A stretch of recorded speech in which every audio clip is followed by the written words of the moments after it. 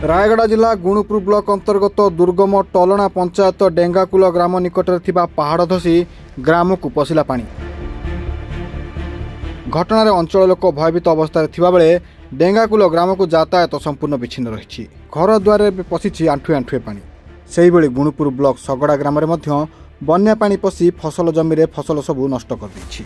डेंगाकुल ग्राम टलना panchayat district Raigarh गुणुपुर block थाना पुटा सिंह हमरो ए रास्ता हमरो डेंगाकुल रास्ता भूस्खलन नैछि एति पय बोली कि हमें गुहारी करछु सरकार तरफ गुहारी करछु। डेंगाकुल ग्राम टलना पंचायत गुणुपुर ब्लॉक और रायगढ़ डिस्ट्रिक्ट रे बहुत वर्ष जुगु भूस्खलन नैछि डेंगाकुल रास्ता जीवासर बहुत सम्मुखीन लोकंकर बाधा प्राप्त होछि। एति पय सरकार हम विनीत अनुरोध करछु जाकि वर्ष चालिले आउ ए काम तुरंत निर्मल हो गुहारी करछु। रजक सगर डेंगाकुल ग्राम आज तुरंत ए कामटा सार देले टिके भल होता। गुणुपुर दीपक कुमार पंडा रिपोर्ट रिपोर्टर टुडे।